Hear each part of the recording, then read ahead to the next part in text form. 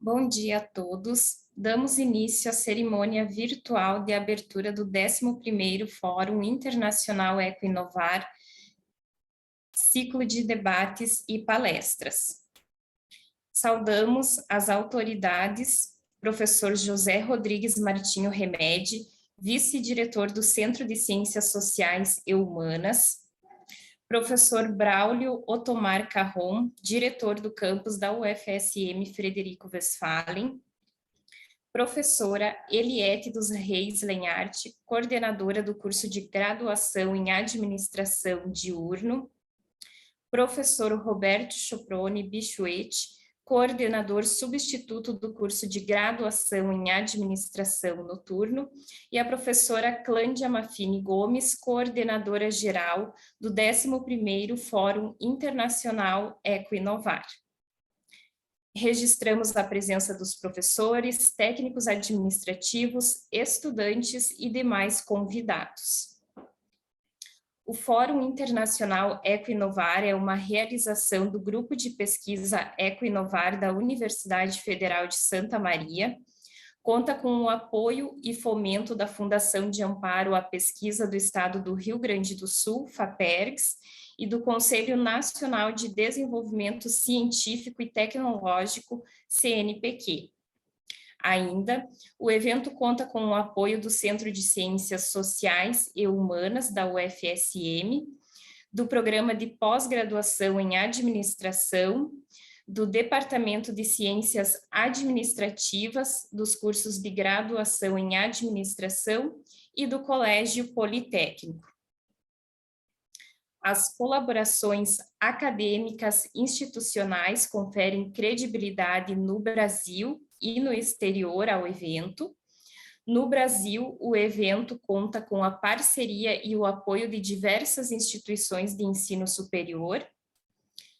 E o evento tem como parceiros internacionais o Instituto Politécnico de Setúbal, Portugal, a Hamburg University of Applied Sciences, da Alemanha, a University of Baltimore dos Estados Unidos, a ICD Business School de Paris, a Associação Portuguesa para o Empreendedorismo, a Aston University da Inglaterra, a University Columbus dos Estados Unidos, a HEC Montreal do Canadá, a Universidade de Vigo da Espanha, a Universidade Viana do Castelo de Portugal, a Universidade Aberta de Portugal e a Universidade de Extremadura da Espanha. A professora Clândia Maffini Gomes, coordenadora geral do 11º Fórum Internacional Eco-Inovar, fará uso da palavra. Bom dia a todos, é uma satisfação para nós estarmos aqui no 11º Eco-Inovar, um evento que tem contribuído para a difusão do conhecimento e também para a integração dos vários níveis de ensino. E eu gostaria de iniciar minha fala saudando, então, o professor José Rodrigues Martinho Remedi, vice-diretor do Centro de Ciências Sociais e Humanas. Seja bem-vindo, professor. Professor Braulio Otomar Carrom, diretor do campus da UFSM Frederico Westphalen. Também seja bem-vindo, professor. A professora Eliette dos Reis Lenhart, coordenadora do curso de graduação em administração do diurno. Muito bem-vinda, Eliette. Cumprimentar também o nosso colega, o professor Roberto Bichuet, aqui representando, então, o curso de graduação em administração como professor, como coordenador substituto, e também o coordenador da 5ª Expo, que nos orgulha muito por fazer parte da Semana Nacional de Ciência e Tecnologia, do MCTI e também promovida pelo CNPq. E cumprimentar também a professora Jordana Kneip, nossa colega de departamento e coordenadora da 6ª Mostra Eco-Inovar, que também engrandece muito o evento por trazer, então, um ensino fundamental, médio e técnico para o nosso evento. Sejam todos muito bem-vindos. Eu gostaria de dizer que é uma grande satisfação para nós a realização desse evento, É uma iniciativa que nos orgulha muito pela sua representatividade nacional e internacional e, sobretudo, por propiciar, né, a difusão do conhecimento e a integração de todos os níveis de ensino. Eu acho que essa é uma iniciativa das poucas no Brasil, reconhecida por isso, por trazer, então, essa integração a partir da amostra, né, do ensino fundamental, médio e técnico, uma iniciativa que é financiada pelo CNPq, através da Expo Equinovar, o ensino de graduação, de pós-graduação, startups e pequenos negócios, também, como eu disse antes, financiada pelo CNPq e fazendo parte da Semana Nacional de Ciência e Tecnologia. E o próprio Equinovar, que abarca todas essas iniciativas, né, que seria a grande mãe, e que também é financiado pela Fundação de Amparo à Pesquisa aqui do Rio Grande do Sul.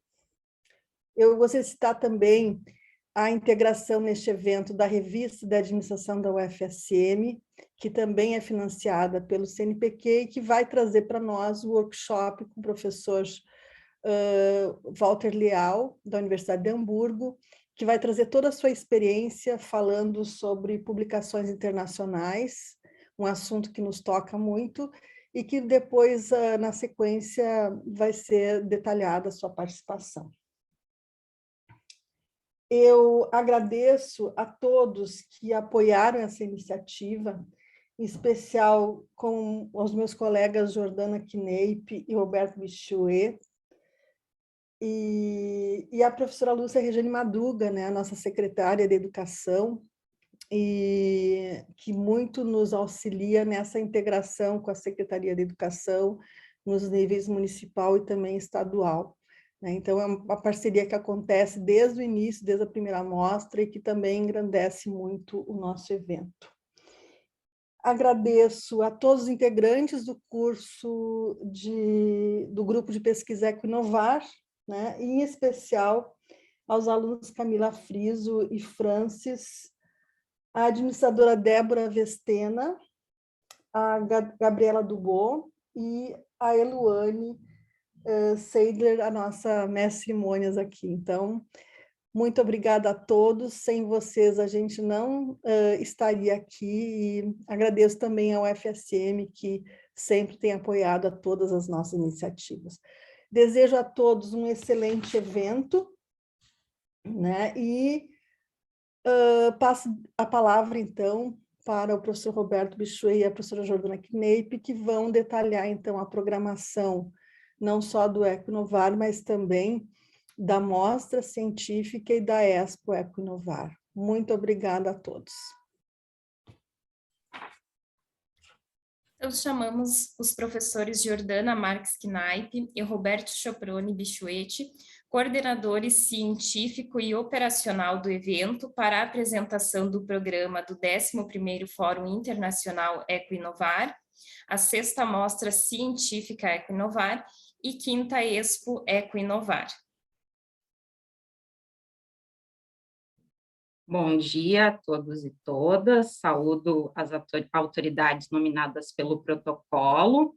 Gostaria de dar as boas-vindas a todos os participantes nesse 11º Fórum Equinovar, juntamente com a 6ª Mostra e a 5ª Expo, e passo então para o meu colega, professor Roberto, para iniciar a apresentação. Bom dia a todos, também saúdo a todos os participantes, às autoridades já citadas no protocolo, e me somo às palavras da professora Clândia, da professora Jordana, e desejo um excelente evento a todos nós, a mais um Equinovar. Estamos aguardando, acho que a apresentação está iniciando. Eu e a professora Jordana faremos uma breve apresentação da programação dos eventos, né, as atividades que estão programadas para a nossa 11ª edição do Equinovar, e, assim como destacou a professora Clândia, aproveitamos também para trazer alguns detalhes da Expo Equinovar e da Mostra Científica Equinovar, que já fazem parte desse conjunto de atividades que a gente desenvolve em conjunto junto ao fórum. Pode passar, por favor, Fernando.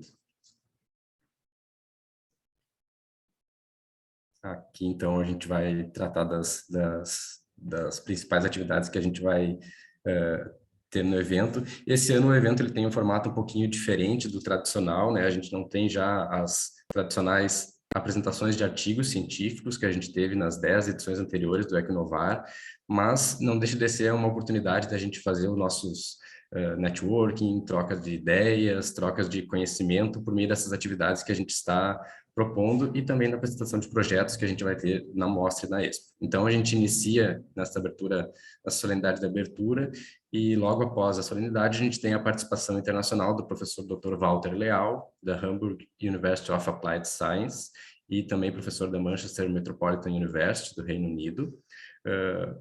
Trará para nós, então, um workshop sobre publicações internacionais, tratando da publicação científica de alto impacto, né, seus desafios e suas oportunidades.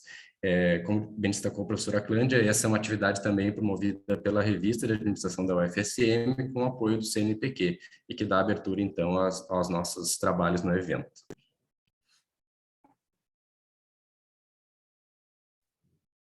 Hoje à tarde, na sequência da programação, nós teremos a professora Luísa Cajica Carvalho, do Instituto Politécnico de Setúbal, Portugal. Atualmente, a professora Luísa é vice-diretora do Instituto, então ela vai estar participando conosco com a palestra Sustentabilidade e Perspectiva para Novos Modelos de Negócios, que iniciará às 14 horas. A professora Luísa já é uma parceira do evento, já participou em outras edições do fórum, e então vai novamente, né, nos brindar com a sua participação. Na sequência, amanhã, nós temos a programação da Mostra Científica Equinovar, a 6ª mostra. Como a professora Clândia falou, a mostra, ela tem a participação, né, de estudantes do ensino fundamental, médio e técnico, de escolas de Santa Maria e região. A mostra, ao longo dos anos, tem tido a participação de outros estados do Brasil, inclusive, então ela tem crescido bastante a sua representatividade. E temos a parceria sempre da Secretaria Municipal de Educação, por meio da professora Lúcia Madruga, que sempre prestigia o nosso evento. Então, a mostra, neste ano, também ocorre em formato online, e a temática é Ciência, Inovação e Sustentabilidade, reconfigurando a visão de futuro. Pode passar. Esse quadro apresenta as estatísticas da mostra desde 2017. Neste ano, nós temos 15 projetos que serão apresentados, sendo 5 do ensino fundamental, 5 do ensino médio, e 6 do ensino médio e 4 do ensino técnico, com 9 escolas participantes. Temos escolas de Santa Maria também e de outros estados do Brasil participando do evento. E, em paralelo, então, à Mostra Científica Equinovar, a gente tem já a Expo Equinovar, que também é um evento que, nos últimos anos, já tem se tornado tradicional já nas nossas iniciativas, tanto a Mostra quanto a Expo. A gente está chegando na 5ª edição da Expo, e esse ano ele traz, então, a temática, alinhado à Semana Nacional de Ciência e Tecnologia, que é o bicentenário da independência, 200 anos de ciência, tecnologia e inovação no Brasil. Então, muito nos orgulha, mais uma vez, pelo 5º ano, a gente está fazendo parte da Semana Nacional de Ciência e Tecnologia, que é uma iniciativa nacional promovida pelo Ministério de Ciência, Tecnologia e Inovações, com apoio do CNPq, e talvez seja um dos principais eventos da popularização da ciência em nosso país, né? Levando a oportunidade de troca de ideias, projetos inovadores para cidades que muitas vezes estão longe dos grandes centros. Então, é um evento promovido pelo Ministério de Ciência, Tecnologia e Inovações, que dá bastante capilaridade para o assunto. E aqui, então, a UFSM, por meio da Expo Equinovar, faz parte dessa iniciativa e traz, então, para a nossa universidade essa mesma discussão. Então, na próxima tela, Fernando, por favor, a gente tem as estatísticas também da mostra, né, nos últimos 5 anos, e a gente destaca que nesse ano a gente tem 20 trabalhos sendo apresentados na Expo Equinovar, sendo 16 na categoria de ensino superior e 4 na categoria de startups, empresas e ONGs. Então, com isso a gente cobre uma grande, assim, faz uma bastante amplitude em relação a todos os públicos que o Equinovar alcança, né? Desde as escolas do ensino fundamental, médio e técnico. Aqui na Expo a gente também dá voz e dá espaço para alunos do ensino superior e também empreendedores, startups, empresas e ONGs, para que a gente possa discutir os seus projetos e as suas ideias para um futuro mais inovador e sustentável, que é o que a gente busca com a Expo Equinovar. Então, a gente reforça o convite, né, professor Jordana, para que todos possam acessar esses projetos, tanto da Mostra quanto da Expo. Eles já estão disponíveis no site do evento, né, os resumos e um vídeo de apresentação desses projetos. Os participantes do Equinovar, eles podem tecer comentários a esses vídeos, trazer feedbacks aos seus autores, e os autores também, por sua vez, vão poder responder e interagir de forma assíncrona. Então, as apresentações nesse formato online tem funcionado dessa forma já nos últimos anos e possibilita também que os autores recebam aí esse feedback dos nossos participantes. Então, a gente reforça o convite para que possam conhecer esses projetos e prestigiar esses alunos. Então, amanhã, às 14 horas, a gente tem uma abertura oficial da Mostra Científica da Expo Equinovar e que vai contar também com a presença e um workshop desenvolvido pelo professor Luiz Felipe Nascimento, da URGS, e a sua equipe, tratando sobre a questão do metaverso no ensino superior, tratando de análise e desafios. Então, um tema bastante atual e como ele pode ser utilizado como ferramenta de ensino também. Então, a gente convida para que à tarde a gente inicie a programação com esta atividade. E na sequência, ainda na tarde de amanhã, nós temos a sessão de networking, que é um espaço de trocas de experiências entre os participantes da Expo e da Mostra, e essa sessão tem ocorrido, nos últimos anos, e tem muita participação, porque as pessoas gostam bastante de expor e trocar suas experiências em relação a esses projetos, Então, como o professor Roberto disse, todos estão convidados para prestigiarem os projetos na plataforma por meio de vídeos, mas também assistir a sessão de networking, porque pode-se encaminhar dúvidas, e conhecer melhor os projetos também nessa sessão, que tem sido um espaço de troca mesmo de experiências entre os participantes, tanto da Expo quanto da Mostra. E, na sequência, nós temos a cerimônia de encerramento e a premiação dos melhores projetos da Mostra Científica e da Expo Equinovar, que vai ocorrer às 17h30. Os melhores projetos são premiados, E nessa sessão, então, será conhecido os vencedores, tá certo? Acredito que era isso, não sei se o professor Roberto quer finalizar, professor. Não, somente agradecer a presença de todos mais uma vez, desejar um excelente evento para todos nós, que seja mais uma oportunidade de nos relacionarmos, conhecermos e trocarmos ideias no evento. Sejam todos muito bem-vindos e um excelente evento a todos nós. Convidamos o professor José Rodrigues Martinho Remedi, vice-diretor do Centro de Ciências Sociais e Humanas, para fazer o uso da palavra. Bom dia a todos e todas. Cumprimento o professor Braulio Cabum, diretor do campus da UFSM Frederico Westphalen, professor Eliette, coordenadora do curso de administração, professor Roberto Michuetti, coordenador do curso, substituto do curso de administração noturno, membro da coordenação científica e operacional, professora Cândia, coordenadora geral deste fórum, professora Jordana Kneip, coordenadora científica e operacional. Cumprimento a todos os palestrantes e demais convidados, cumprimento aos que estão assistindo ao evento. É com imensa satisfação que recebemos mais uma vez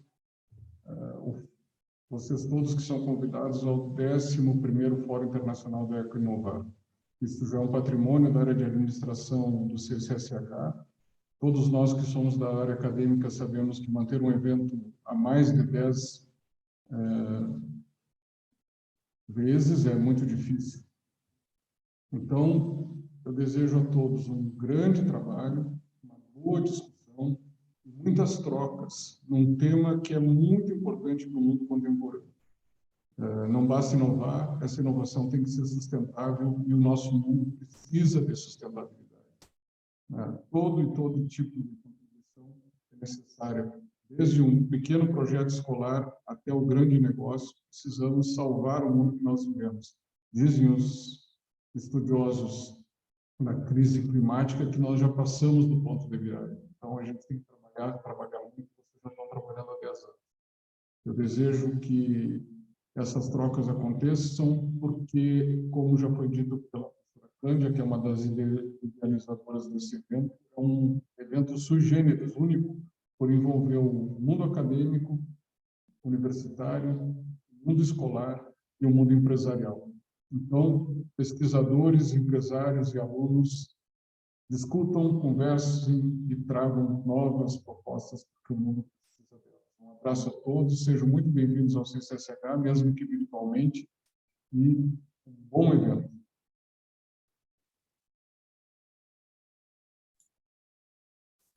Neste momento, encerramos a abertura solene, dando prosseguimento à programação desta manhã.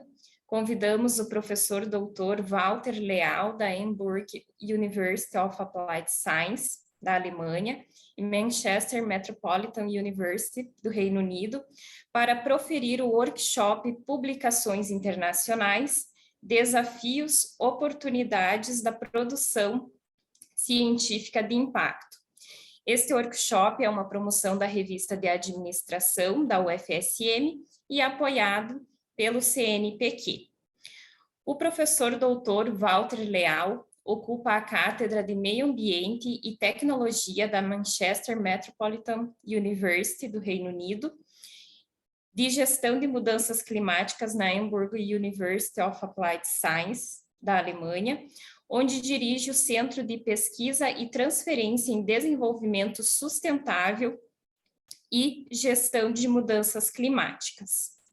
Com 164 livros, 93 capítulos de livros e cerca de 360 publicações em revistas de referência, tem dado um contributo fundamental para a literatura sobre assuntos relacionados com o desenvolvimento sustentável e as alterações climáticas. O professor Leal é editor fundador da International Journal of Sustainability in Higher Education e é editor-chefe da Encyclopedia of the UN Sustainable Development Goals, que com 17 volumes e mais de 2.500 autores, é o maior projeto editorial sobre temas relacionados ao desenvolvimento sustentável já realizado. O professor Leal é também o fundador da International Climate Change Information and Research Program e editor do International Journal of Climate Change Strategies and Management. Ele é editor-chefe do principal periódico revisado por pares, Book Series Climate Change Management, e seu trabalho, o Handbook of Climate Change Management, com 6 volumes e mais de 500 autores, é o maior projeto editorial sem financiamento público sobre assuntos relacionados às mudanças climáticas. O professor Leal orientou e coorientou dezenas de estudantes de doutorado, trabalhando em questões de desenvolvimento sustentável e mudanças climáticas. Passo, então, a palavra para o professor Leal proferir o workshop. Bom dia a todos. Muito obrigado, professora Eluane, pela apresentação. É bom revê-los, meus amigos da UFSM. Bom estar com vocês hoje. A intenção seria, durante essa hora, fazer alguns comentários, discutir a questão de publicações científicas, por que são necessárias, e também dar assim, algumas dicas de como podemos entender esse processo e desfrutar dessas oportunidades. Então, eu dividi com vocês a minha a minha tela. Ok. Então, já está ficando. Ok. Então, o nosso objetivo nessa hora é trabalhar com vocês, como grupo, com o tema das publicações em periódicos científicos. E esse tema é importante porque todos nós que trabalhamos no setor acadêmico, a questão da publicação é parte do nosso dia a dia. A gente sabe que quando há concursos, quando se aplicam para promoções, publicações são importantes, para segurar o status do pessoa no ramo acadêmico. Também existe uma lógica de publicação e que pode nos ajudar em realizar nosso potencial como autores. E, além disso, também, a publicação em periódicos científicos é uma das melhores maneiras de se crescer do ponto de vista pessoal e também profissional. Existe, nos Estados Unidos, uma expressão que se chama publique ou pereça. Publique ou pereça é um termo muito assim pesado, mas conhecido nos Estados Unidos porque os acadêmicos são avaliados uma vez por ano, e em muitas universidades, se eles não têm as publicações, não são renováveis os seus contratos. Então, é importante se focar um pouco de atenção a esse aspecto do nosso trabalho acadêmico. Além do ensino da pesquisa, publicação é parte do processo. O objetivo é mostrar a vocês esse projeto de publicação, descrever, quebrar esses mitos, algumas dicas de como se pode maximizar a chance de se publicar em teórico científico, encorajar, naturalmente, as pessoas participantes para publicarem mais, e, além disso, também serem revisores de papers, ou até mesmo como revisores de livros, e, naturalmente, você pode me perguntar quando quiser. Então, vamos deixar um tempinho no final para questões, mas se há uma pergunta que seja muito urgente, por favor, fique à vontade em perguntar. Estamos aqui para fazer essa interação. E, naturalmente, eu estou disponível, os meus dados de contato são disponíveis, podem me contactar quando quiserem. Ok. Por que publicar? Isso aí, como mencionei antes, né, nós trabalhamos no ramo acadêmico, então a publicação é parte do nosso processo, e a publicação, essa questão de publicar o porquê, ela tem muitas respostas, porque show que nós podemos realizar pesquisas, a publicação demonstra que a pessoa tem essa capacidade de se realizar pesquisas, também mostra que nós podemos escrever de forma científica. Naturalmente, há uma diferença entre o estilo acadêmico científico de se escrever e o estilo coloquial. Se mostra, pode se escrever bem, se demonstra a nossa familiaridade com métodos científicos, não importa qual é a área, administração, arquitetura ou engenharia, não importa, se mostra que nós podemos escrever de forma científica, mas também mostra que podemos trabalhar com críticas e com comentários de autores, dos revisores. Naturalmente, publicações elas são revisadas, né? É o chamado peer review, e tem muita crítica nessa peer review. E a publicação mostra que nós estamos em uma posição de se trabalhar com essas críticas e superá-las. É uma forma de promover a pessoa e também o seu conhecimento. Naturalmente, o nome da pessoa no artigo é uma promoção da pessoa, do indivíduo e também do seu de conhecimento e investimento no futuro, em termos de posições agora ocupadas ou posições a serem ocupadas no futuro, a palavra-chave é concursos, e também é uma forma de você acessar financiamento. Nós trabalhamos um mundo muito competitivo, o setor acadêmico muito competitivo, então existem regularmente chamadas para projetos de fontes nacionais ou internacionais, e nós aqui na Alemanha, nosso contexto, eles perguntam como você se chama e quais são suas publicações. É isso que eles começam o questionário, você põe o nome, endereço, publicações. Quer saber que você tem publicações. Se não tiver publicações, a pessoa não pode aplicar para recursos financeiros. Então, nós aprendemos isso e tentamos, naturalmente, ter um perfil bom de publicações que é para ter acesso ao financiamento. Publicação em journals, em periódicos, é a forma tradicional de se trabalhar. Então, todo o processo começa conosco, como os autores, que produzimos os papers. Aí tem o editor do journal, editores que vão julgar se o paper é bom ou não. Depois tem o time que publica na editora, que maneja a publicação do paper. Tem o time de produção, que faz o layout, que faz as correções. E aí, então, os usuários do paper. Então, digamos assim, uma sequência de atividade e também sequência de atores que podemos sempre ver em conta. E tudo isso também tem realmente a ver com essa pesquisa. Então, começa e acaba com a pesquisa, mas então temos que seguir essa sequência. E cada um dessas pessoas aqui nessa sequência é importante. O editor do jornal, que vai fazer a decisão se vai aceitar o paper ou não, a empresa que publica o paper, a produção que corrige, que faz com que o nome seja correto, o e-mail seja correto, e as pessoas que vão ler os seus trabalhos, sejam alunos ou profissionais. A ideia, então, como é que eu começo um paper? O paper pode ter a origem de um tema. Se você está trabalhando numa tese de mestrado ou doutorado, então, isso tem enredo para um paper, ou você tem um projeto que já está sendo concluído, isso também pode ser uma fonte de ideias para um paper, ou você está, assim, lidando com um problema que não tem solução, isso também seria um tema para um paper. Você tem uma opinião ou a informação sobre um tema, isso também seria conveniente se fazer um paper. Nós, por exemplo, verificamos que durante o período da COVID, 2019, 2020 e 2021, eu tive a impressão de que o impacto dos journals, o seu fator de impacto, cresceu substancialmente. Foi a minha observação. Eu, então, coloquei um paper, estruturei um paper sobre esse tema, o impacto do COVID das publicações científicas, com um time de autores. Nós verificamos isso e realmente isso aconteceu.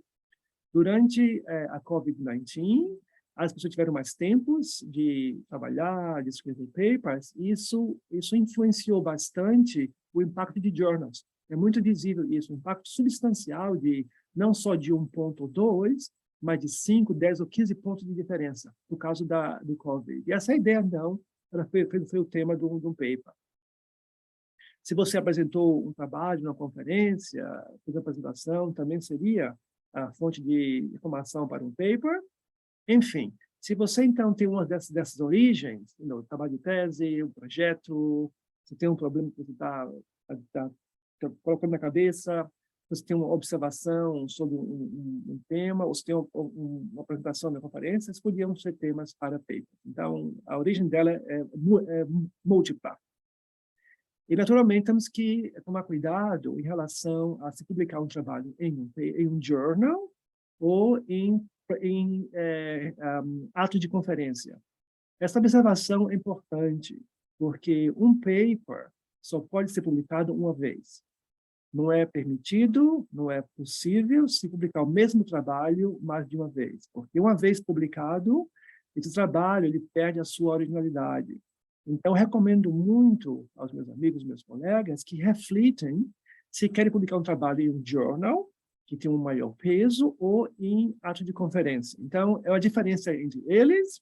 Então, você tem aqui nesse slide, do lado esquerdo, no meu lado esquerdo, o journal e a conferência e o ato de conferência, porque o segundo, ato de conferência, eles às vezes não contam oficialmente. Então, na maior parte dos países europeus, o que conta realmente é o journal, é o paper no journal, e uma paper numa conferência talvez seja interessante para disseminar informações, mas se for informações importantes, se for informações inéditas, seria quase um desperdício do paper. Então, por favor, que reflitam sobre isso.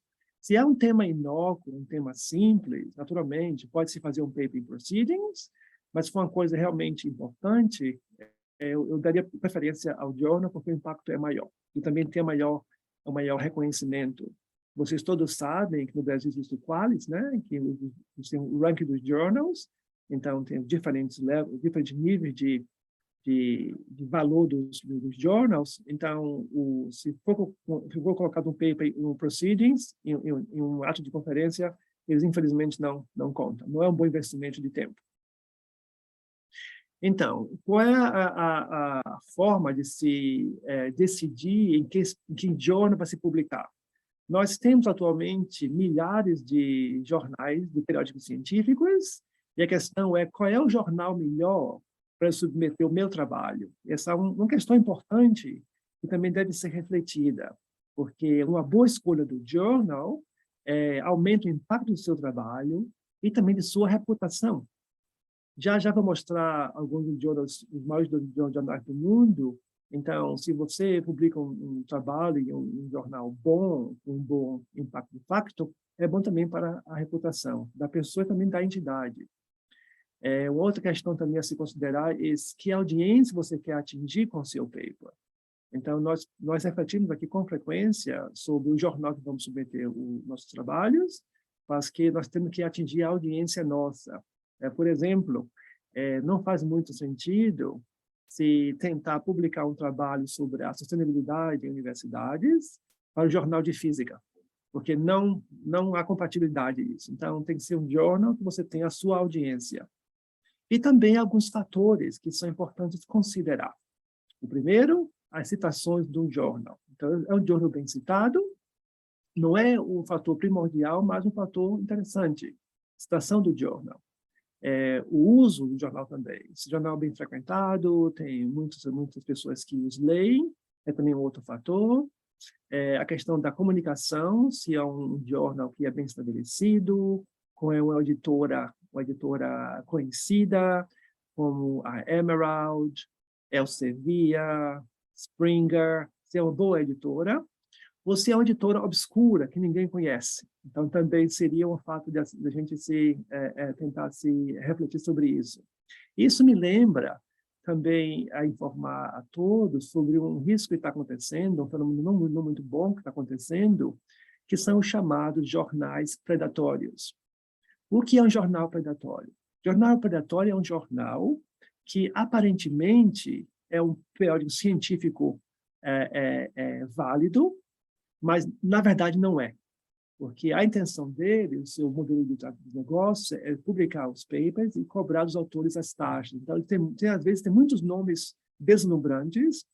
Um dos jornais que eu conheço, que ele é predator, se chama American Journal of Science, Jornal Americano de Ciência. Então, Americano de Ciência é um bom título, é um jornal predatório. Então, a pessoa publica nesse jornal, eles dão a impressão que está sendo revisto por revisores estabelecidos, mas, na verdade, é só uma fonte de se ganhar dinheiro.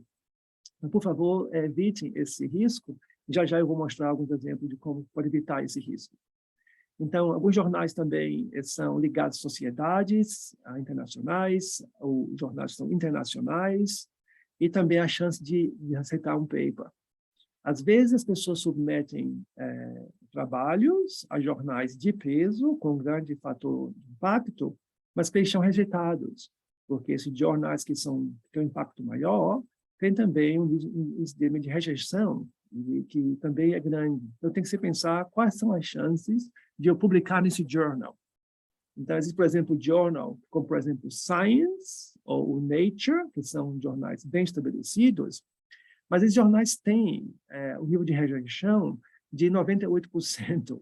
Então, tem que se refletir. Então, vou submeter para um jornal desse, que eu sei que vai ser rejeitado, ou eu posso ponderar, pensar e submeter um jornal que terá mais chances de ser aceito. O tempo também de publicação e de submissão e publicação. Também, caros colegas, é um fator interessante. Alguns journals, eles trabalham com os papers algumas semanas, outros precisam de muitos meses, então tem que se pensar também sobre isso. Se eu tiver com pressa, eu vou para um journal que trabalhe com os papers rapidamente. Se eu tiver com pressa, eu vou poder um outro que pode ser mais moroso. Há também que se refletir sobre isso. E também a forma estratégica. Então, eu prefiro publicar 5 papers em jornais com fator de impacto não tão alto, ou vou fazer um paper só para o jornal de fator de impacto alto. Também é uma decisão que deve ser bem ponderada. Isso aí não tem fórmula para se resolver essa questão, mas tem que se pensar, né? Eu tenho um colega que trabalha nos Estados Unidos, em Oregon University, ele publica um paper a cada 2 anos, mas em jornais de peso. Eu falei para ele, você está fazendo risco, porque o que aconteceria se fosse submeter ao journal com peso, eles não publicaram o paper, se for rejeitado. Tem razão. Então tem que se pensar e ponderar qual a melhor forma de investir os seus esforços no journal. Mas a decisão do journal é importante. Para facilitar essa decisão, podemos utilizar os rankings. Esses aqui são os exemplos dos 2 melhores journals que existem, que é o Science, o Impact Factors 6371, e o Nature, que é o fator de impacto 6951. Eles competem muito entre eles. Então, nesse ano, 2021, o maior jornal do mundo é o Nature.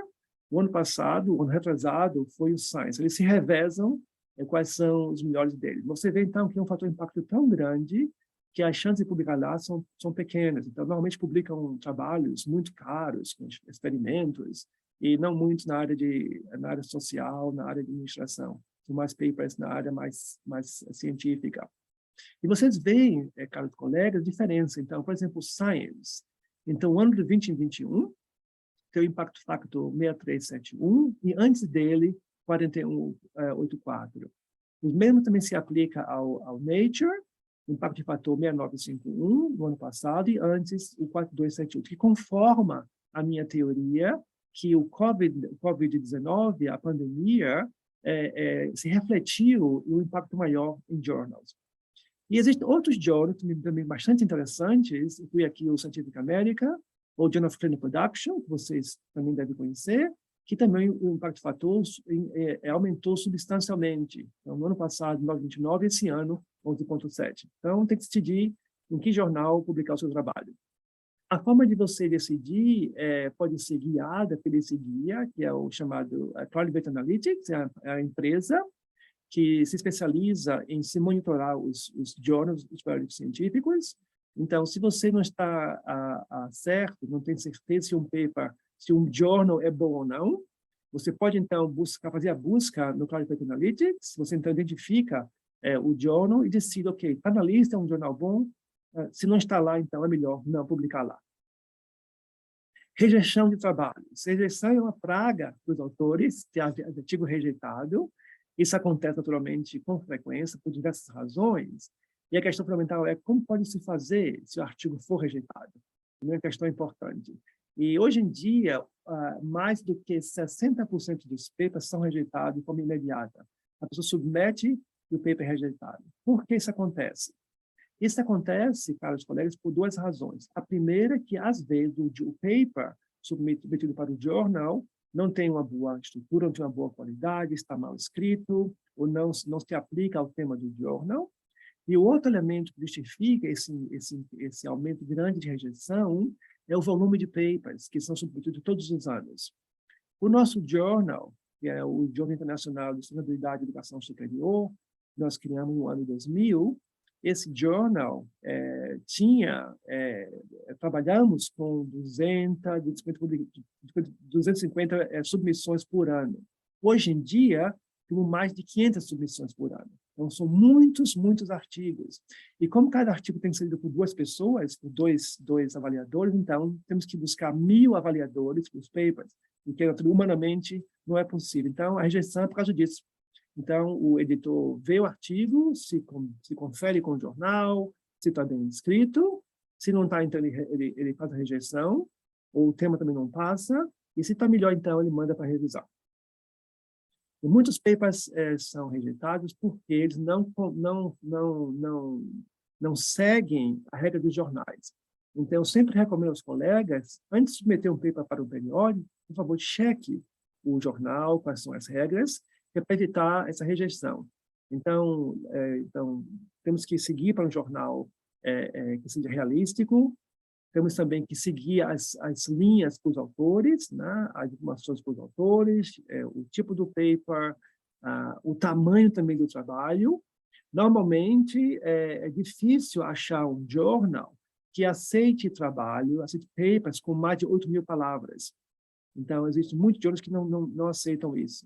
Então, se o autor submete ao jornal um trabalho com 10.000 palavras, vai ser rejeitado, porque está fora do máximo do jornal. Então, são alguns detalhes que seria interessante observar antes de se publicar, que é para evitar que o paper seja rejeitado.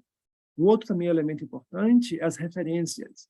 Eu sei que no Brasil estamos acostumados a colocar as referências em maiúsculas. Em journals isso não é a prática. Então tem que ser colocado de forma normal. Então é só um detalhe importante. Outros detalhes que às vezes a pessoa quer cotar literatura e esquece o volume do journal, esquece as páginas.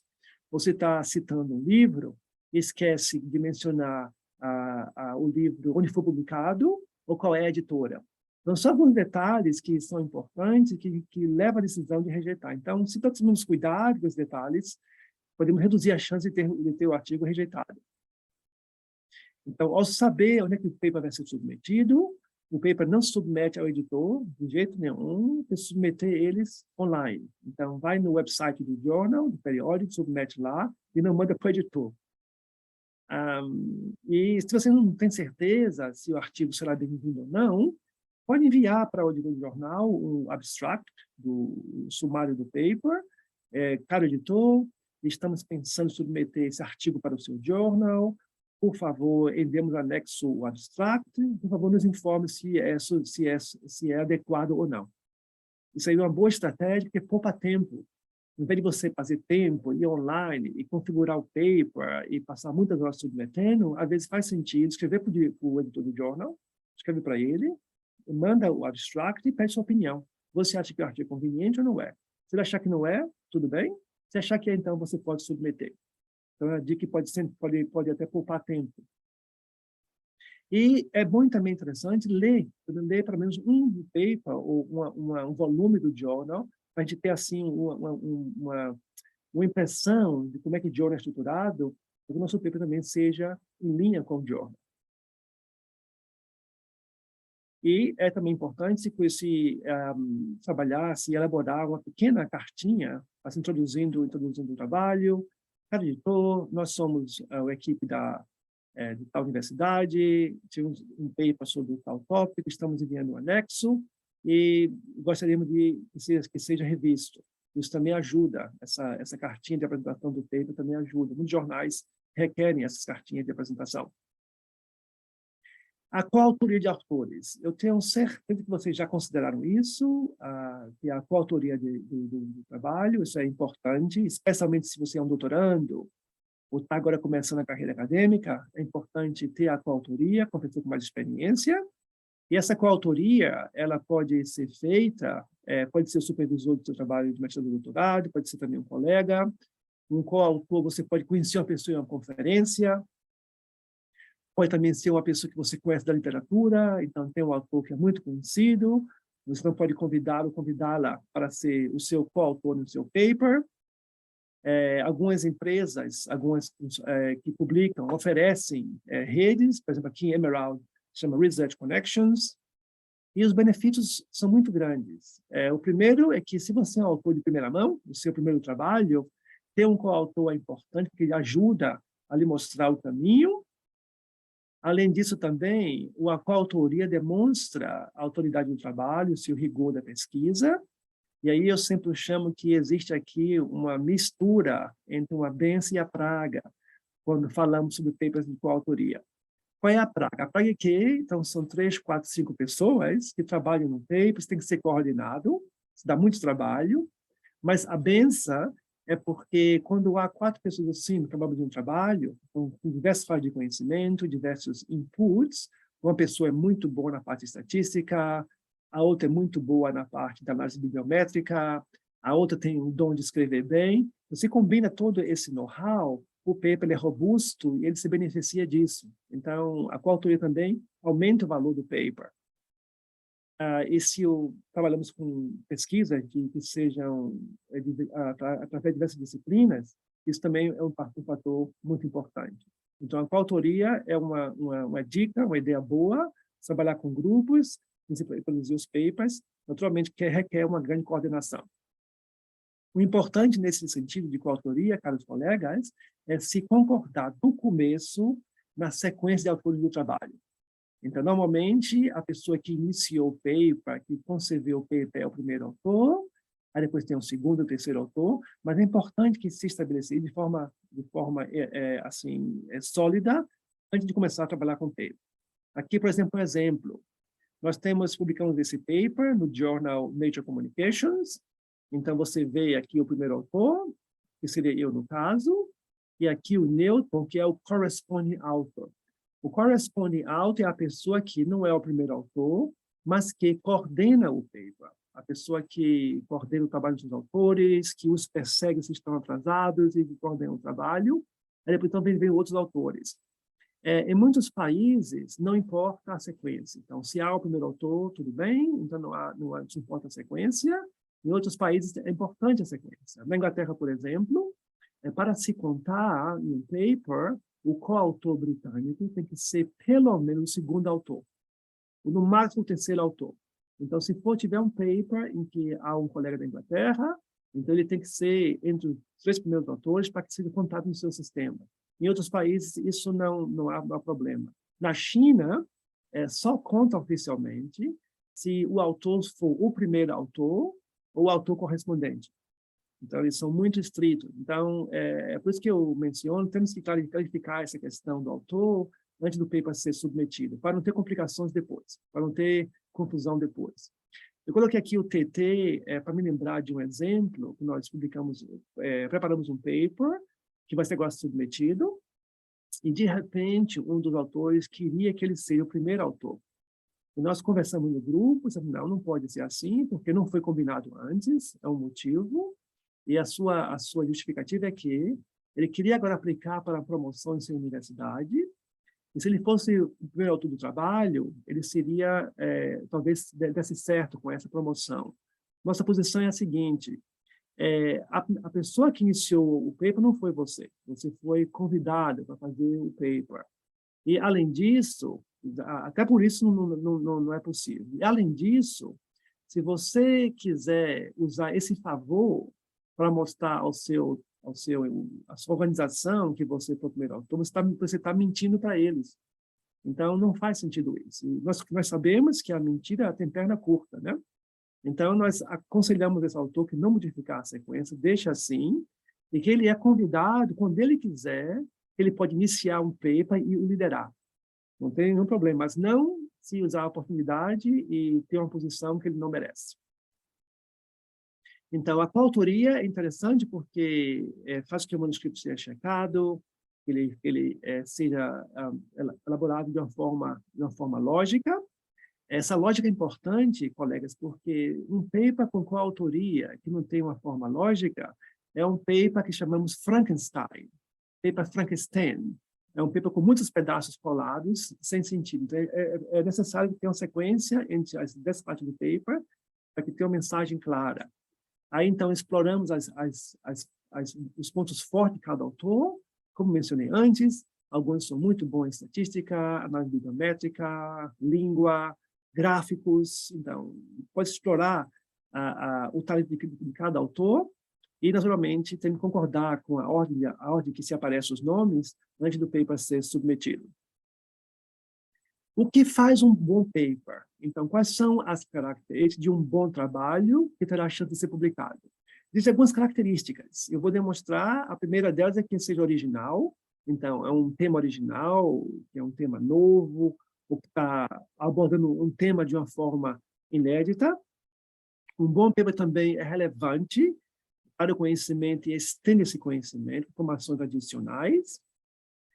O bom paper tem um método sólido e conclusões válidas. Então, método sólido que pode ser replicado e conclusões válidas.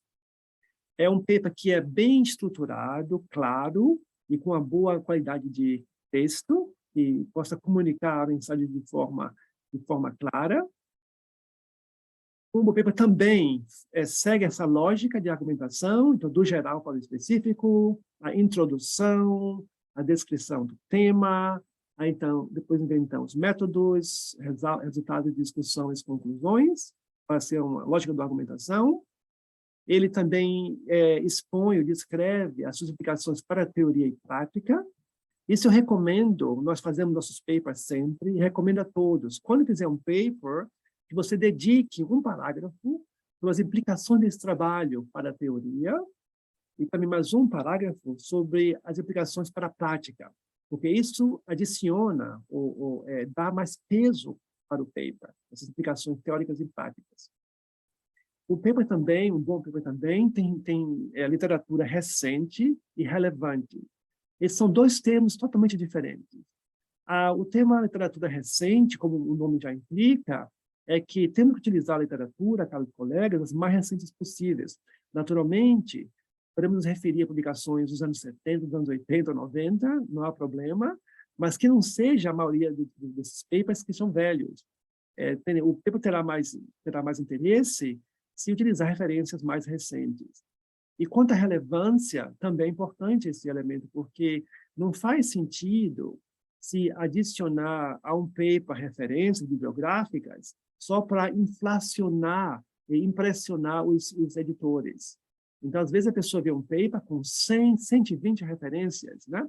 Mas muitas delas estão lá só para preencher a lacuna, e a gente diz que é ar quente, que sem ser relevante para o paper. Então, por favor, não façam isso.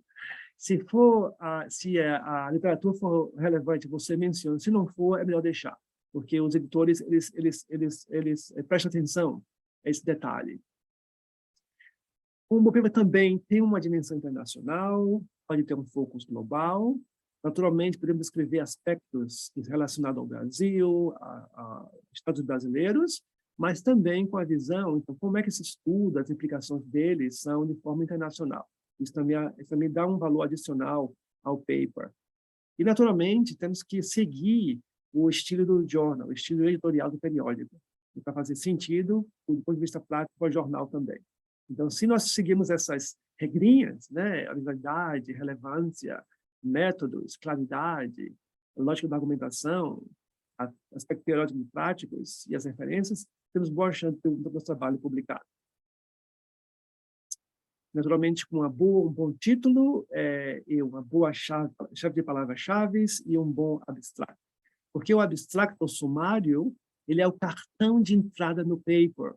Muitas vezes, o editor resolve se vai ser rejeitado ou vai ser mandado para revisão com base no abstrato. Então, é importante um abstrato muito bem escrito, claro, que é para os convidar a revisar o paper. Essa é a pirâmide. Então, o paper começa sempre com uma boa base, uma base concreta, são os seus dados, com os fatos que você angariou no seu trabalho, com as figuras, as tabelas. Aí, naturalmente, vem os métodos do trabalho, os resultados de discussão, a introdução e conclusão e título em abstrato. Essa pirâmide começa com base com seus dados. A base do paper são os seus dados. Os outros elementos também são também importantes. Então, exemplo do Guidelines for Journal. Então, tem sempre essas regras. Então, é melhor ler as regras bastante, saber como é que o paper deve ser elaborado, qual é a estrutura, qual é o número de palavras máximo.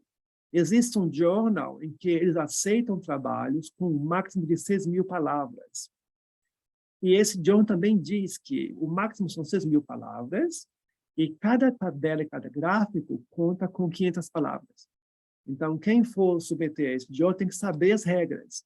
Então, cada tabela, cada gráfico é equivalente a 500 palavras. Então, eu tenho, no total, talvez 5.000 palavras, se utilizar 2 gráficos, e não 6.000.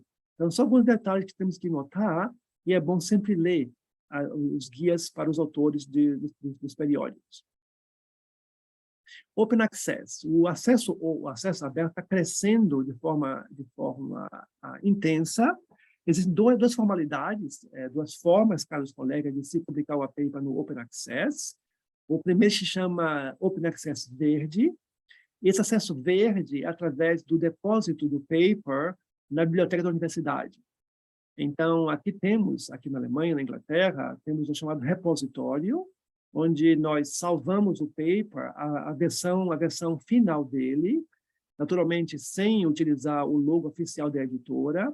Esse paper, então, ele é depositado e é acessível para quem quiser, quem acessar o website da universidade. E a outra forma é chamada Golden Open Access, que é o acesso ouro, em que nós pagamos uma taxa, chamada APC, que é o Article Publishing Charges, cujo valor varia de acordo com o journal. Isso quer dizer, o journal está aberto, todo mundo pode ler ele. Porque a maioria dos journals ainda usa o modelo de subscrição, modelo de assinatura, que então a instituição paga a assinatura todos os anos, então tem acesso ao journal. Isso está mudando. Eu penso que nos próximos 10 anos eles vão ser, ou seja, green, verde ou ouro, porque é isso que nós estamos caminhando com a ciência. E o preço do artigo, que é no Golden Access, ele varia de acordo com o journal. Um journal que tem, por exemplo, um impacto facto maior, vai custar mais do que um journal com um impacto facto menor. Por exemplo, para se publicar um artigo no Journal of Clinical Production, eles querem mais de $3.500, porque um journal bom, com um bom fator de impacto, eles cobram, então, $3.500 para se publicar o artigo lá. Outras editoras cobram menos. Então, o preço varia de acordo com o impacto do jornal. Então, é importante saber esse detalhe. Naturalmente, nós não temos recursos para se pagar artigos de jornal normalmente, mas hoje em dia podemos aplicar, como temos um projeto, então colocamos no orçamento o Open Access Fees do Journal, que é para se cobrir a publicação como parte do projeto. O plagiarismo. Caros colegas, isso aí é uma doença que está se espalhando de forma muito preocupante. Então, o termo vem do latim, né, que é o plágio, você assim roubar o conhecimento das pessoas, do autor do trabalho.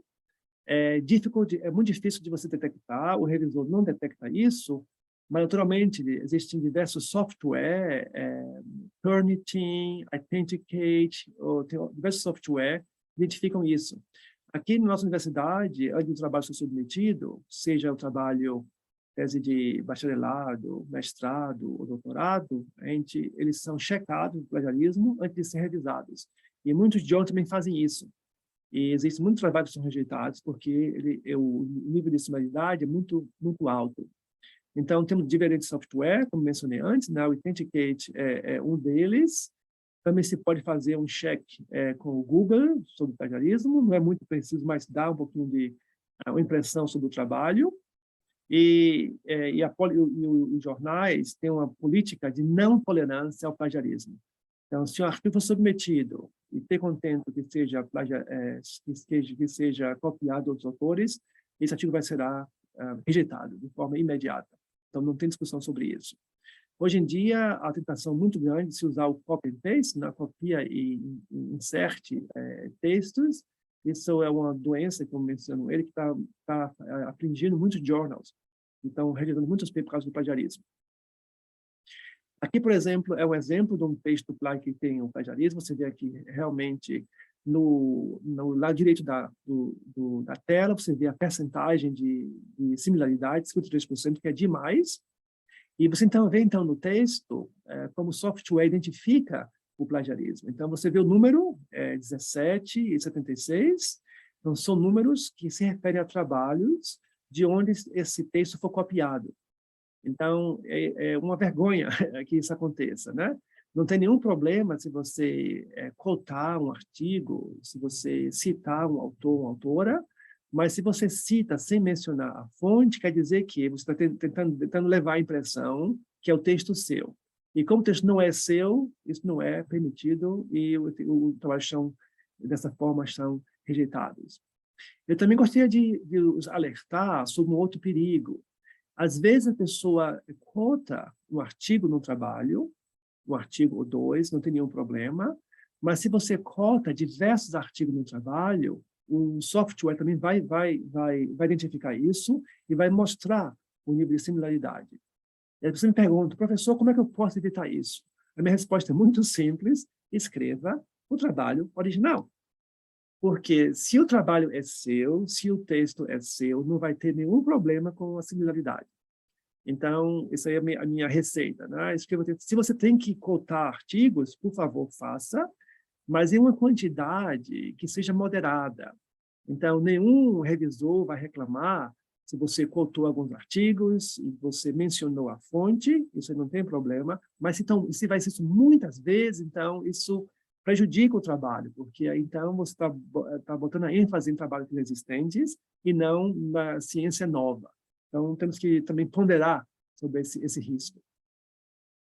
Então, como se promover o trabalho, como tiver escrito, então, um curto título, bem claro, um abstract, um resumo bem preparado, também com palavras-chave, e também mais uma dica, não é recomendável se copiar palavras do texto do trabalho e colocar como palavras-chave. Naturalmente, colocar um termo ou outro, Brasil, uma palavra-chave, desenvolvimento, uma palavra-chave, mas muitos autores copiam o texto, o título do trabalho, e põem as palavras como palavra-chave. Isso não é uma boa prática. Tente colocar palavras também que vêm do texto, para evitar bitolar o trabalho. As referências têm que ser completas e corretas. Eu raramente, desculpe dizer, mas raramente leio um trabalho em que as referências são 100% corretas. Infelizmente, isso não acontece com frequência, quase que nunca. Como mencionei antes, as pessoas esquecem, se está citando um jornal, um artigo de jornal, esquece de mencionar o volume, a edição do jornal, às vezes esquece de mencionar o número de páginas, ou até mencionar o DOI, que é a link. E se conta um livro, às vezes esquece de mencionar a editora ou o local de publicação. Acontece com frequência, então temos que nos certificar de que as referências são completas e corretas. E se a gente segue então essa sequência, então, o paper será bem mais sólido e terá uma maior chance de ser bem sucedido.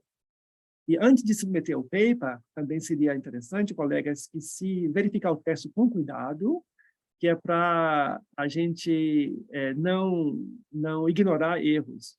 Porque, às vezes, trabalhando com paper, você lê ele 20, 30 vezes, a gente fica cego, não vê mais os erros. Então, é bom mostrar para outra pessoa, um colega ou outra universidade, dê uma no paper e faz alguns comentários, que então essa pessoa então tem um olho mais crítico e pode identificar erros que você não encontra.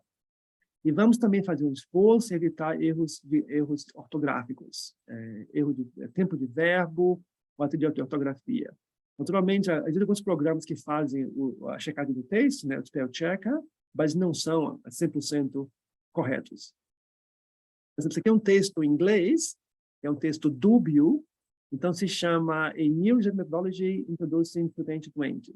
Então, a gente não sabe se a palavra new is for new para novo, então o novo método, ou se seria aqui um trabalho que é bem conhecido, new.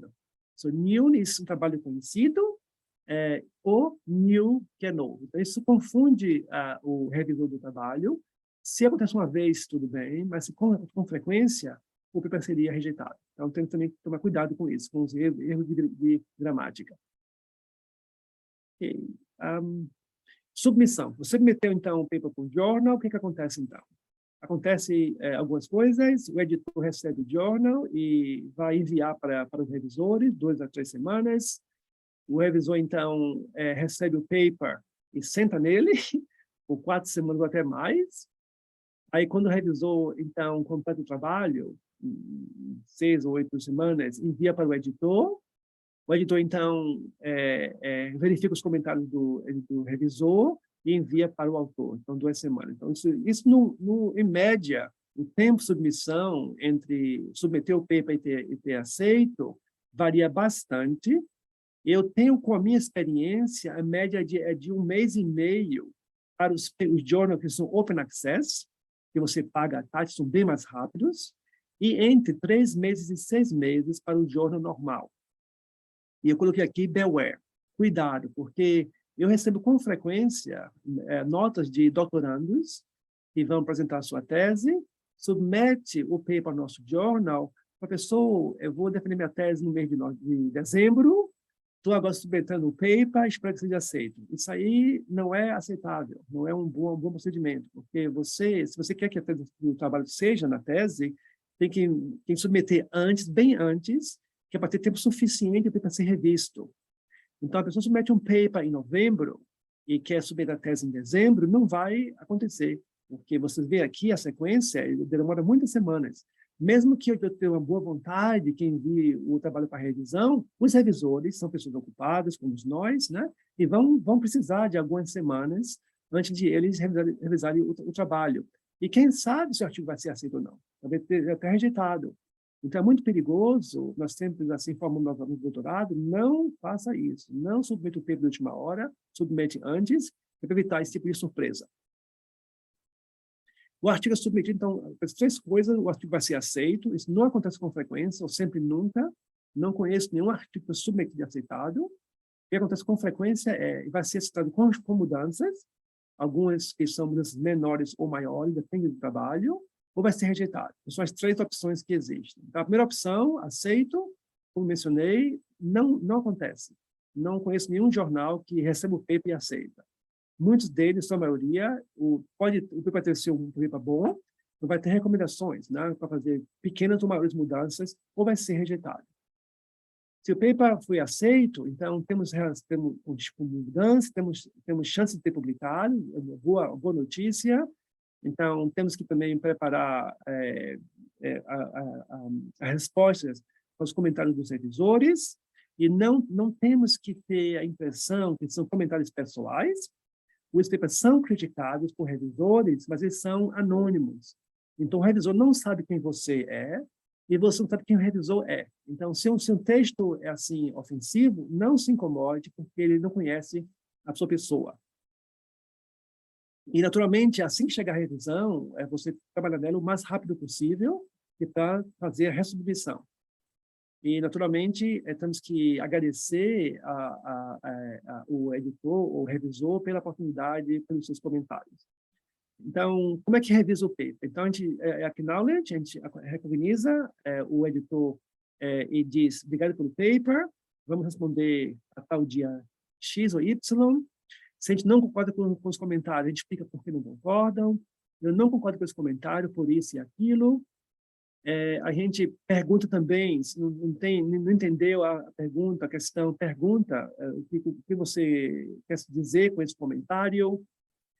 Consulta com os colegas, com os autores, que é para ter uma resposta também robusta.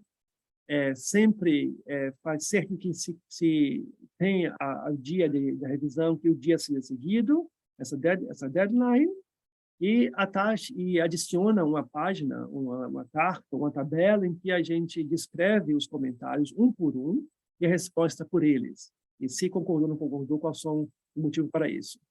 Então, se não concorda, diz que essa mudança não vai demorar o artigo, e então o revisor entende a sua resposta. Aqui, Carlos, como nós fazemos, recebemos o artigo, fazemos essa tabela. Então, do lado esquerdo, nós listamos os comentários dos editores, e do lado direito, então, a nossa resposta. Então, nós sempre agradecemos pela resposta, muito obrigado pela resposta. Então, argumentamos como vamos trabalhar com os comentários. Sim, é um bom comentário, vamos implementar. Não é um bom comentário, não vamos implementar, mas por essa razão. Então, esse tipo de tabela ajuda muito, e nós temos muito sucesso com ela.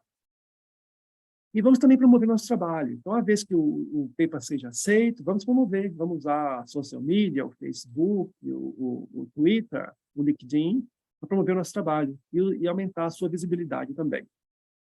A publicação, finalizando, é uma forma muito boa de se utilizar e promover o nosso trabalho, porque influência política, aumenta o seu perfil.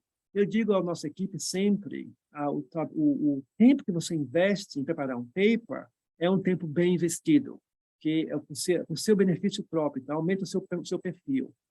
Atrai colaboradores de financiamento, como mencionei antes, né?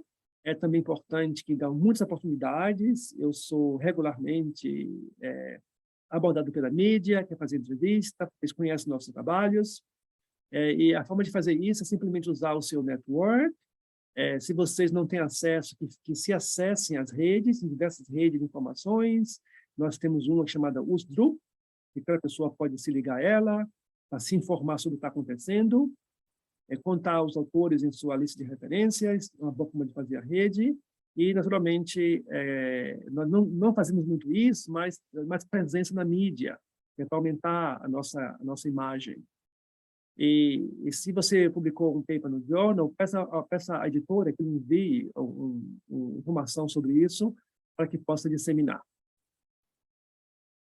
Antes de finalizar, uma call para vocês, Call for Papers. Nós concordamos com a equipe da UFSM, com o professor Bichetti, que nós vamos fazer uma edição especial sobre o tema Sustainable Supply Chain Management. Então, os convido aqui para submeter trabalhos para essa edição especial. Está vendo, Roberto? Estou fazendo já a propaganda, está vendo? Então, eu coloquei aqui a primeira deadline, nós temos outra deadline, que é nossa interna, para chamar os sumários, que é o dia 10 de janeiro. Vamos promover bastante essa edição especial com Call for Papers, e os convido que tivessem tempo e interesse, para que vocês possam ser parte desse processo. Eu vou ficar por aqui, agradecendo pela atenção e, mais uma vez, obrigado pela oportunidade de estar com vocês com a Econovar. Muito obrigado. Bom dia, professor Walter. Agradecemos as importantes contribuições do senhor. Sempre muito bom ouvir o senhor, aprender com o senhor. Neste momento, então, vamos abrir para as perguntas. Lembramos que os participantes não têm acesso ao microfone, então eu farei a mediação. Por favor, os participantes podem encaminhar as perguntas nos comentários ou na parte de questionamentos e respostas. Já temos uma pergunta do Rafael Vieira dos Santos, sobre o Journal Citation Reports, JCR. Qual a previsão de adoção pelo CNPq? O senhor saberia? Infelizmente não. CNPq não. Infelizmente não. Mas acho que a fórmula de se evitar problemas é buscar os journals com impacto que nós sabemos que vai ser um impacto bom, porque não vai ser uma similaridade um por um, mas será muito próximo. Quando se for adotado, que os journals que são bem estabelecidos vão estar bem alto na escala dessa lista nova. Obrigada. A professora Clândia levou a mão, professora? Sim, professor Walter, eu gostaria primeiramente, de agradecer mais uma vez e cumprimentar pela generosidade de dividir a sua experiência conosco. Eu acho que a academia traz muito isso, mais do que sermos grandes publicadores, sermos generosos para poder dividir o que aprendemos ao longo da vida. Então, muito obrigada, é sempre muito bom ouvi-lo, né? Sempre aprendo muito. E dizer, só corroborando a sua fala, que eu acho que, já que a gente está mais no Brasil e acostumado com a nossa experiência no Brasil, eu acho que a sua dica é perfeita, basta olhar o fator de impacto. Normalmente, os jornais brasileiros que estão no Qualis, aqueles que estão próximos a 1 ou superiores a 1, de termos de fator de impacto, já estão nos melhores extratos. Então, acho que é isso mesmo. Muito obrigada, professora. Obrigado, professora. Obrigado. Pessoal, não fiquem tímidos. Vamos aproveitar esse momento que o professor Walter está contribuindo conosco. Pessoal dando parabéns, professor, no chat. Obrigado. Você sabe que a UFSM aqui tem um local especial no nosso centro, né? Sabem disso, né? Então, preparação de muitos anos e sempre um prazer trabalhar com vocês. E eu também gostaria de encorajar os participantes também a aproveitarem as chances que existem em relação a projetos. Porque existem muitas chamadas interessantes para projetos, isso aí é um complemento muito bom ao trabalho acadêmico. Eu me refiro aos projetos como o sal na sopa. Porque às vezes a sopa está preparada, porque a sopa tem um gostinho melhor, põe um sal nela. Esses sal são os projetos. Então, lá também existe muita oportunidade, realmente é muita competição para recursos, mas a gente sempre tem a impressão que vale a pena ter ideias que podem ser feitas em papers e transformar elas em projetos. E também vice-versa também. E o projeto ele pode ser a matéria de um paper. E esse material, então, pode ser utilizado no ensino. Então, muitos papers têm um potencial didático muito grande para os alunos. Então, não apenas de exercitar o inglês, ler inglês, que é uma boa habilidade, mas também acesso a informações novas, modos de pensar novos, tecnologias novas que podem ser úteis no nosso dia a dia. Professor Walter, enquanto nós não temos outras perguntas, eu vou aproveitar, então, a sua experiência. Queria que o senhor falasse um pouquinho sobre a questão da parceria. O senhor já falou da importância da coautoria, né? Mas da parceria com autores de outros países, né? Eu acho que esse é um aspecto, por exemplo, a FAPERGS hoje, que é, aliás, a FAPESP, que é um órgão, que é uma das fundações, que é a fundação de apoio à pesquisa mais importante do Brasil, além do CNPq, né? E hoje, por exemplo, eles valorizam muito se o paper tem, dentre os autores, um autor fora do Brasil. Então, eu queria que o senhor comentasse um pouco como é que é isso aí na Europa, como é que isso é visto. Muito obrigado, professora. Sim, é uma questão importante e, na verdade, nós temos agora uma iniciativa, a Camila sabe, que se chama os 100 Papers para se implementar os ODS. Então, o nosso plano é que, entre agora, em 2022, 2025, vai preparar 100 papers sobre acessibilidade. Nós já temos uns 10 já preparados nesse sentido. Então, se tiver uma forma de abrir para vocês o espaço para ter acesso a essa rede de pesquisadores internacionais sobre acessibilidade. Além disso, também, uma forma de se angariar ou de se conhecer autores é também contactar aqueles dos papers. Então, você lê um paper, você conhece o autor, ou esse autor é interessante, escreve para ele ou para ela, e então tem a porta aberta para a cooperação. E se isso não der resultado, por favor, nos contacte. Nós podemos ajudar com certeza. Professor Walter, eu vou aproveitar que eu tenho câmera e microfone aqui, eu vou fazer uma pergunta por aqui. Eu ia mandar por escrito para a Camila, mas vou aproveitar. Em primeiro lugar, agradecemos também, professor Walter, e parabenizamos pela fala, muito bacana poder ter essa troca de experiências. A minha pergunta vai relacionada a essa questão de coautoria, que a professora Clândia também relembrou aqui. A gente vê que, assim, a minha percepção é que a coautoria nos artigos ela é interessante porque, como o senhor mesmo disse, ela favorece a colaboração, ela favorece a interação entre membros do grupo de pesquisa, ou mesmo parcerias internacionais, como disse a professora Clândia. Mas alguns periódicos até limitam esse número de coautores, às vezes até somente 3 ou 4. Em algumas áreas do conhecimento até não são muito bem-vindos autores, assim, artigos com muitos coautores, né? Outros periódicos já permitem, às vezes, sem limites ou mais autores em cada artigo. Eu queria saber a sua percepção, assim, professor, como editor de periódico, como pesquisador internacional, como que é visto, na sua opinião, assim, esses artigos que têm, às vezes, mais de 6, 8 autores, se isso é um problema, se isso é um bom sinal em relação à colaboração, qual a sua percepção sobre isso, por favor? Muito obrigado, professor Roberto. Sim, essa regra de se reduzir o número de autores, ela tem o objetivo de se tentar, desculpa a expressão, que são turistas do trabalho. Então, às vezes o trabalho tem muitos autores, muitos são turistas, então eles sabem disso e procuram não encorajar esse fenômeno. Mas depende do paper. Nós regularmente publicamos trabalhos internacionais que são diversos estudos com diversos países.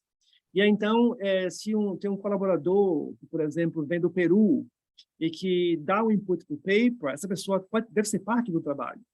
Ou um artigo, temos estudo de caso. Então, diversas universidades. Então, essas pessoas que estão colaborando também devem ser autores. Então, se o editor tem alguma dificuldade, a gente explica. É um estudo internacional. E também, o que eles querem saber vai ter aqui pessoas que estão tomando uma carona ou vão ser autores sérios? E muitos journals, eles requerem que se explique no paper quem colaborou com que input. Então, você lê isso, então.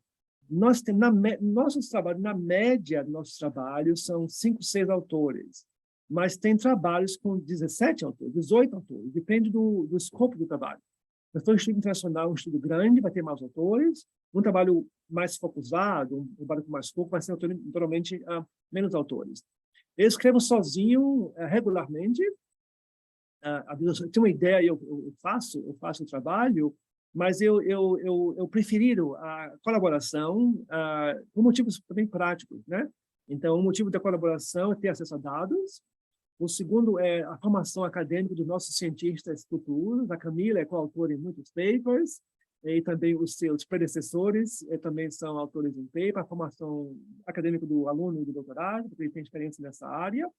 E o terceiro também é que essa combinação de autores, ela tem variação, oferece um grau de, chama de robusto no inglês. O texto fica bem mais sólido. E até agora, que eu quero tocar a madeira, até agora, todos os papers nossos estão sendo publicados. Então, se o jornal A não quer, vai para o jornal B. O jornal B vai para o jornal C, até a gente publique isso. Professor Walter, eu chamo isso de estoque do artigo, né? E estocando o artigo, né? Vai mudando até. Porque eu acho que isso é uma coisa bem importante, né? O senhor comentou também na sua fala que a gente tem que entender o fôlego do artigo, né? A gente sabe que muitas vezes para publicar nos melhores journals, a gente tem que ter um trabalho mais robusto, né? Então, não adianta simplesmente o mesmo trabalho que a gente vai usar para mandar para o melhor journal ou para de menos impacto, é o mesmo. Só que se você não tiver esse feeling da questão do fôlego do artigo, você vai, né, se decepcionar. Então, assim, tem que entender exatamente a capacidade que o artigo tem de publicação, né? Acho que essa é uma questão bem importante. Por outro lado, eu só vou fazer um comentário sobre o que o senhor falou, de que hoje nós somos muito vistos pelo nosso trabalho. Recentemente, nosso grupo de pesquisa teve uma fase boa, tivemos boas publicações em artigo top, né? E semana passada eu fui convidada para participar como keynote speaker numa conferência em função desse artigo que foi publicado. Então, isso dá muita visibilidade, né? E as pessoas não percebem isso. Então, é uma exigência e tem muito esforço, mas se você realmente conseguir publicar em bons journals, o retorno é muito imediato, né? Pois é, professora, com certeza, eu concordo 100%. Ele também um outro fator que eu gosto, eu vou dar a vocês um pouquinho essa dica minha também, é que pode aumentar a chance de publicação, que é o uso de figuras em um paper. Então, às vezes, a pessoa tem só o texto, tudo bem, não tem problema nenhum, mas uma figura, uma boa tabela, ela dá um valor adicional para o trabalho e faz ele mais interessante. Vou mostrar para vocês o que aconteceu recentemente, esse ano, vou mostrar para vocês, viu? Então, esse journal aqui é o Nature Communication, é um dos melhores journals que existe, tem um impacto de 25, é muito alto o impacto dele. Esse paper aqui é sobre um paper sobre as parcerias para os ODS. Então, são 1, 2, 3, 4, 5, 6 autores nesse trabalho. E aqui o segundo autor, Tony Hall, ele é inglês. Então, por isso que ele é o segundo autor. Na Inglaterra tem segundo autor para poder contar para ele, né? Mas ele foi publicado, que é um tema interessante de parcerias, mas não é um tema assim, inusitado, que seja publicado no Nature. Mas o que determinou a publicação desse journal, desse paper, vou mostrar, além da documentação, porque é importante ter parcerias, nós temos uma tabela nesse trabalho. A tabela, então, descreve as parcerias e como se relaciona com os ODS. Então, isso sim foi a inovação do paper e que levou ao Nature Communication para o publicar. Então, recomendaria aos colegas fazerem uso de gráficos, de tabelas, que, assim, a visualização ela é importante, porque adiciona um pouquinho mais de valor para o paper e nos põe em uma posição melhor em relação aos nossos competidores. Uhum. Sem dúvida, acho que isso faz muita diferença, né? Sim, pois é. Então, nós aprendemos isso e usamos essa abordagem com frequência, né? Então, sempre tem um autor no grupo que seja bom em fazer tabela, fazer gráfico, então essa pessoa faz isso, então, né? Bom, professor Walter, a gente ficaria toda até à tarde aí conversando com o senhor, mas a gente sabe que o senhor tem bastante o tempo apertado, então a gente vai deixar mais um pouquinho para perguntas, se não surgir, né, Camila, já podemos encaminhar a finalização. Isso. Já estamos passando, na verdade, né, nossa programação.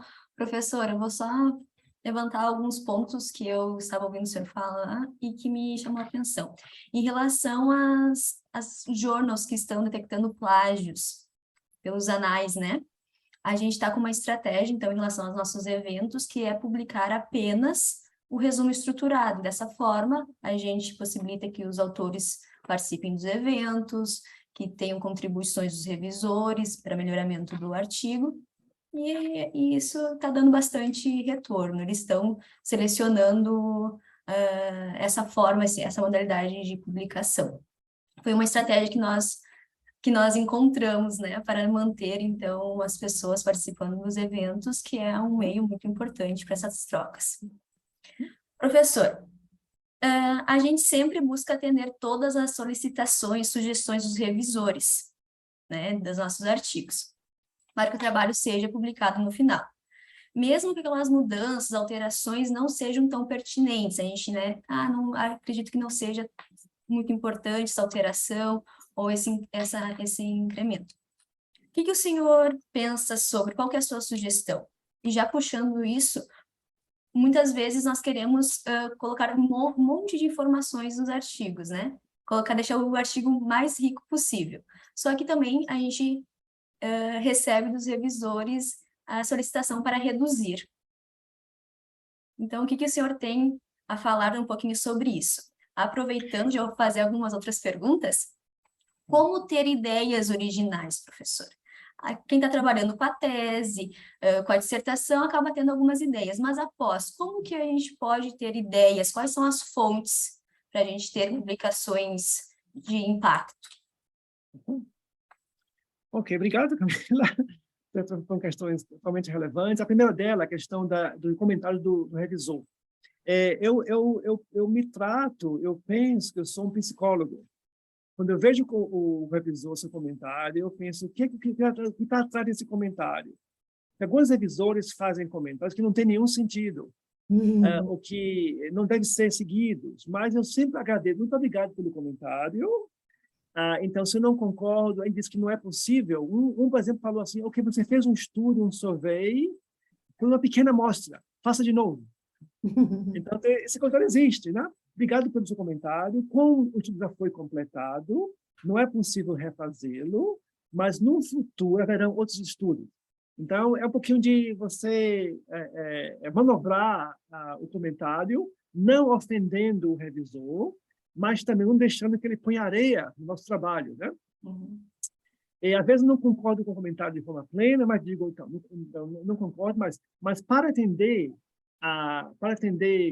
o comentário do revisor, adicionei um parágrafo, adicionei uma palavra-chave do artigo, que é para então dar a impressão que o comentário foi seguido, mas também tendo controle sobre o trabalho.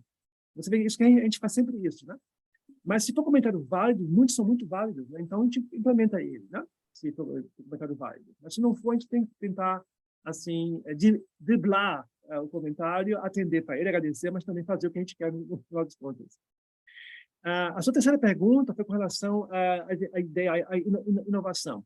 A inovação ela vem de forma, no meu caso, muito espontânea. Às vezes eu estou passeando, estou lendo um jornal, um artigo, estou lendo um jornal diário, e tem a ideia, talvez você pode fazer uma coisa nessa área. Um exemplo muito simples, no domingo, li um jornal diário nosso, do comportamento das pessoas.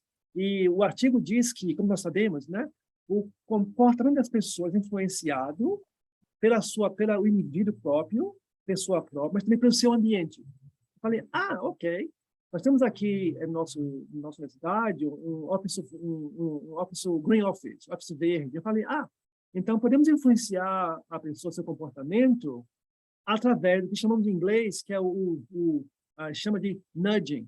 Nudge é deu um empurrãozinho. Então, eu vou fazer um artigo nesse tema, a importância desse empurrãozinho do nudging, como para se mobilizar a ação no contexto universitário.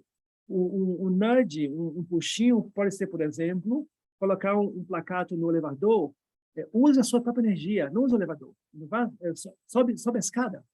É bom para a saúde, bom para a energia, esse tipo de coisa. Então, a ideia de inovação ela veio porque eu li um artigo no jornal. Então, uma forma de você ter inovação é você ler. E a pergunta do meio, eu não me recordo, me desculpe. Não seria mais em relação, porque a gente quer colocar várias informações no máximo, por exemplo, toda a nossa tese, toda a nossa dissertação num artigo, e a gente recebe. Entendo. Ok, nesse caso, então, se realmente for no palavras excessivo, se um artigo é grande, por exemplo, 10 mil palavras, então eu vou para o journal que aceita isso. Por exemplo, o Clean Production aceita artigo de 10 mil palavras, né? Então, eu vou para ele. Ou o que eu faço também nesse sentido, que não tem nenhum espaço, eu quebro o artigo em 2. Então, eu publico um artigo com a parte dos trabalhos e o outro com a outra parte. Aí você resolve o problema. Obrigada, professor. Mais alguma pergunta? Ou podemos passar para a Luane? Professor, mais uma vez, eu agradeço por estar aqui com vocês. Muito, muito obrigado. Professor Walter. Luane, por favor, fazer o encerramento da sessão. Sim. Agradecemos, então, ao professor Dr. Walter Leal pela sua disponibilidade e também pelas contribuições, né, importantíssimas aqui compartilhadas. Faremos um intervalo e retornamos às 14 horas com a palestra Sustentabilidade, Perspectivas para Novos Modelos de Negócios, proferida pela professora doutora Luísa Cajica Carvalho, e desde já agradecemos, né, a participação de todos aqui pela manhã, contamos com a presença à tarde novamente. Muito obrigada. Tchau. Tchau.